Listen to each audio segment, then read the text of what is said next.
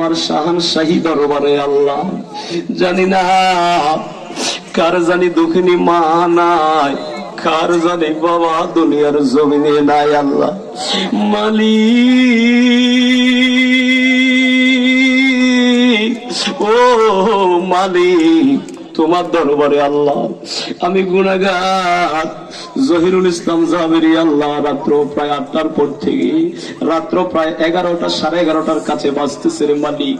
মালিক, এতক্ষণ বয়ান করার পরে আল্লাহ কালেকশন করার পরে 2টা হাত বাড়াইলাম, আমার ভাই জালালি সাহেবকে আমার সঙ্গে হাতে নিয়ে, ডানে পাকে অনেক আলেম ওলামা, অনেক অসংখ্য হাজার হাজার জনতা নিয়ে তোমার দরবারে হাত বাড়াইলাম।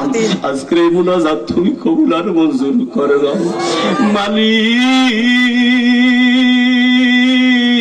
ও মালিক, তুমি যদি দয়া না করো কে দয়া করো, তুমি যদি মায়া না করো কে মায়া করবে আল্লাহ।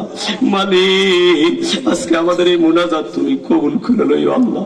আল্লাহ, আমি গুনাহগারের মাধ্যমে আল্লাহ অনেকে আল্লাহ এই বছর আগামী বছরে মাহফিল দেওয়ার জন্য টাকা দিয়ে, পয়সা দিয়ে, চাল দিয়ে, ডাল দিয়ে আল্লাহ একটা গরু সহ একজনে দিয়েছে। প্রতি বছর যাতে এই মিলাদুন নবী সাল্লাল্লাহু আলাইহি মাহফিলটা হয় আল্লাহ, তুমি কিয়ামত পর্যন্ত এই মাহফিলটাকে তুমি কবুল আর মঞ্জুর করে নাও মালিক। আমাদের প্রত্যেকের হায়াতের মধ্যে তুমি বরকত দান করে দিও মালিক। আখিরি দরখাস্ত, জানি না রে মালিক কোন দিন জানি তোমার মালাকুল মউত আজরাইল তুমি পাঠাইয়া দিবা আল্লাহ।